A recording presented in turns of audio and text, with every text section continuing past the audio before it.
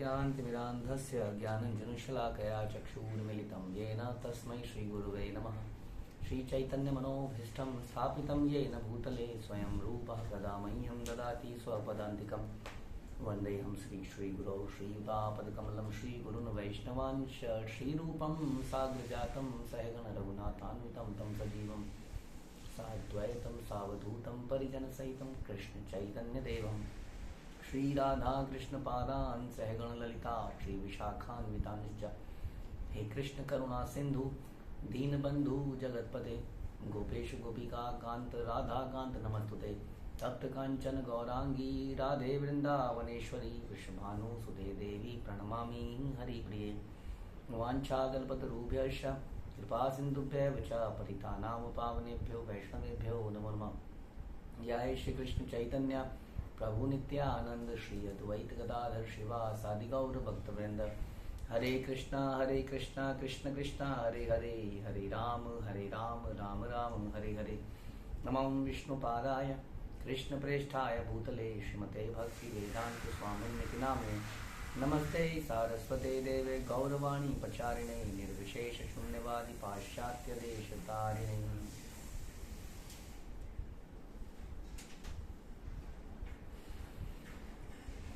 हरे कृष्णा। भगवद गीता अध्याय 2 श्लोक संख्या 9।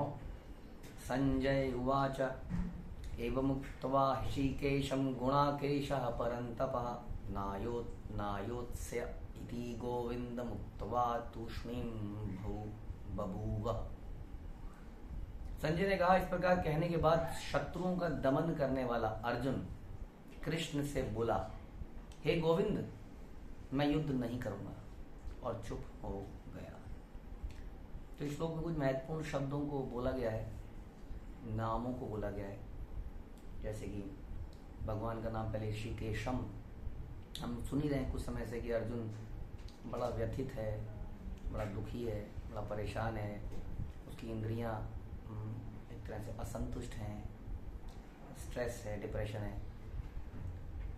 और इंद्रियों को संतुष्ट करने वाले संसार में केवल भगवान है, इसलिए उनका नाम है ऋषिकेश। इंद्रियों को प्रसन्न करने वाले, इंद्रियों के स्वामी। और फिर अर्जुन को बोला गया गुणाकेश। गुणाकेश में प्रभुपाद बता रहे हैं अर्जुन जो अज्ञान को मिटाने वाला है। गुणाकेश कहते हैं निद्रा को दूर भगाने वाला, निद्रा के ऊपर जिसने विजय पा ली है, गुणाकेश। और जिसने निद्रा पे विजय पा ली, एक तरह से निद्रा को अज्ञानता से कंपेयर किया जाता है, अज्ञानता को अंधकार से कंपेयर किया जाता है। तमोगुण, निद्रा, अंधकार, अज्ञान, ये एक ही कह सकते हैं, एक तरह से पर्यायवाची है। क्योंकि अंधकार में आदमी को कुछ दिखता नहीं है, तो उसको अज्ञानता हो जाती है कि क्या सही है क्या गलत है, क्योंकि एवरीथिंग है ना, उसको पता नहीं कहाँ पे गड्ढा है, कहाँ गर्म है, कहाँ ठंडा है। तो अज्ञानता में है, अंधकार मतलब अज्ञानता। निद्रा भी उसी तरह से, क्योंकि निद्रा में आदमी को कुछ होश नहीं रहती कि वो कहाँ पर है, क्या कर रहा है ना। इसलिए आदमी कमरे में बंद करके अपने आप को सोता है, क्योंकि उसकी कंडीशन ऐसी होती है कि बड़ा अजीब सी कंडीशन हो जाती है उसे, लाइक अ डेड बॉडी। तो नींद भी, निद्रा जो है वो अज्ञानता की तरह है, नींद को जीतने वाला। तो जो भक्त होते हैं वो नींद पर विजय प्राप्त करते हैं, क्योंकि वो सवेरे सवेरे जब सबसे बढ़िया नींद आती है, कौन सा समय बताइए? 3, 4, 5 बजे। हाँ, सबसे बढ़िया नींद तभी आती है। कई सालों के बाद भक्तों को उस वक्त अगर कोई किसी दिन बोल दे कि आज सोने के लिए इंस्ट्रक्शन है, 4 बजे सोना है,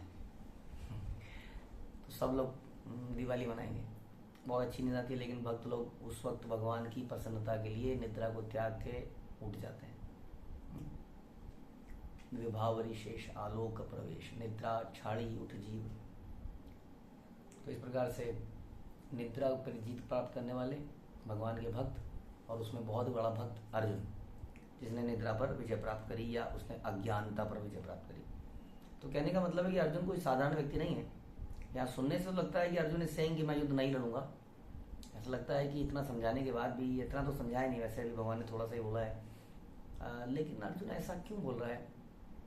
तो समझने की बात यह है कि कोई साधारण व्यक्ति नहीं है, क्योंकि एक और वर्ड बोला गया परंतपा, जिसके बारे में बात कह रहे हैं कि शत्रुओं का दमन करने वाला। तो अर्जुन शत्रुओं का दमन करने की ताकत रखता है। दूसरा, वो अज्ञानता को जीतने वाला है। तीसरा, जिसके सामने खड़ा है वो ऋषिकेश है, इंद्रियों का स्वामी। अब जहां पर ये कॉम्बिनेशन है वहां पर समस्या आ कैसे सकती है? तो यानी कि जो अर्जुन का ये कहना है कि मैं युद्ध नहीं लड़ूंगा, इसको समझने का प्रयास करते हैं कि ये क्या है फिर, व्हाट इज दिस, कि वो कहता है कि मैं युद्ध नहीं लड़ूंगा और चुप हो जाता है। जिसके अंदर शत्रुओं का दमन करने की शक्ति है, जिसके अंदर अज्ञानता को हटाने की शक्ति है, जिसके साथ स्वयं भगवान है, फिर वो ऐसी बातें क्यों कहता है? तो देखिए क्या होता है, जो हमको ही सिखा रहे हैं वैसे तो सब कुछ करने के पीछे, लेकिन क्या होता है कि हम लोग कई बार हमने ऐसे लोग देखे हैं जो जुड़े हुए हैं 10 साल से, जुड़े हुए हैं काफी समय से हैं, लेकिन धीरे धीरे उनके मन में कुछ डाउट्स हैं, जिनको डाउट्स को क्लियर करने के लिए उन्होंने कभी कोई कोशिश नहीं करी। कुछ देखते हैं उनके मन में डाउट जाता है, लगे रहते हैं चलो यार मुझे क्या करना है, मैं अपना काम कर लूँ, मुझे क्या करना है। फिर कुछ और दिखता है, फिर कुछ और दिखता है, फिर वो बढ़ता चला जाता है। तो कहते हैं कि doubts are like cancer, we have to kill it in the beginning, otherwise ये कैंसर बन जाते हैं ये डाउट्स। हमारे दिमाग में भी भक्तों के बीच में रहते रहते, गुरु परंपरा के साथ रहते रहते, कई बार बिकॉज ऑफ आवर अनर्थास, काम, क्रोध, लोभ या इन चीज़ों की वजह से हमारे दिमाग में डाउट्स आते हैं, कई बार शंकाएं होती हैं, दूसरों के फॉल्ट दिखते हैं, लेकिन हम उन फॉल्ट्स को या उन शंकाओं को दूर नहीं करते, हम गुण को नहीं देख पाते, ना ही हम किसी ऐसे व्यक्ति के पास जाते हैं जो हमें हमारे हृदय से अंधकार को निकाल सके। हम ऋषिकेश के पास नहीं जाते, हम किसी भक्त के पास नहीं जाते, हम उसको अंदर ही अंदर दबाए रखते हैं और यही सोच रहे थे मुझे क्या पड़ी है, मुझे क्या पड़ी है, मुझे पड़ी है। It is like growing a cancer inside, जो कि एक दिन पूरे शरीर में फैल चुका होगा और अनक्योरेबल हो चुका होगा। तो ऐसा बनने का कोई लाभ नहीं है। ये वैसे हो गया, बड़ा हुआ तो क्या हुआ, जैसे पेड़ खजूर, सालों से हैं हम परंपरा में, लेकिन एक हल्का सा झटका आया और हम उछल के बाहर गिर गए, चले गए। क्यों? क्योंकि हमारे अंदर ऑलरेडी इतने सारे डाउट्स थे मन के अंदर।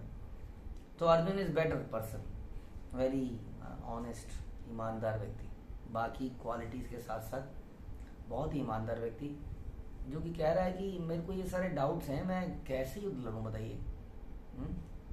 आई नो, इससे पिछले ही श्लोक में उन्होंने बोला कि what ever is good for me, आप मेरे लिए जो उचित है वो मुझे आप बताइए, और मैं आपका शिष्य हूँ, आपके शरणागत हूँ। 8वें श्लोक में ही अर्जुन ने इसको बोला है। तो अब उसका ये कहना मैं युद्ध नहीं लड़ूंगा, इसका मतलब ये है कि अब मैं फर्दर एक्शन तब लूंगा जब आप मुझे क्लैरिफाई करोगे कि करना क्या है। अब इसको इस नज़र से देखते हैं तो बिल्कुल ही डिफरेंट एक व्यू दिखता है अर्जुन का। ऐसा लगता है कि हर व्यक्ति को ऐसे ही तो करना चाहिए, अनाप शनाप संसार में भाग रहे हैं इधर उधर बिना किसी की गाइडेंस के, नॉट नोइंग, देखी जाएगी, चलता है, जस्ट डू इट। हाँ, they just want to do it everything. सोचने समझने का समय किसके पास है, जस्ट डू इट।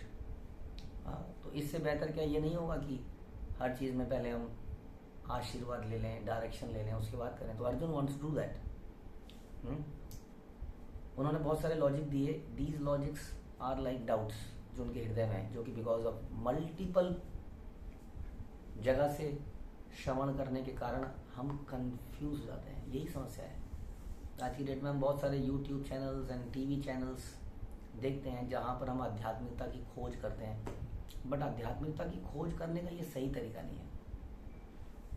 ये जो हमारी जनरेशन है आज की डेट में, ये जो आलस्य है ना, जैसे पहले के ज़माने में कुछ पूछना पाछना होता था तो लोगों से मिलना होता था, राइट। कोई बिजनेस चलाना है, कुछ करना है, तो आप जाओगे उस एरिया में, आसपास के दुकानदारों से मिलोगे, लोगों से मिलोगे, कुछ कुछ करोगे।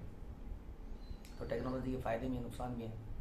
अब टेक्नोलॉजी का फ़ायदा ये हो गया, आप बैठते हो किसी अपनी सीट पर, यूट्यूब या कोई और इसी प्लेटफॉर्म पर कुछ कुछ टाइप करते हो और वो सारे के सारे वीडियोस, रिव्यूज़, कमेंट्स आपके सामने आ जाते हैं।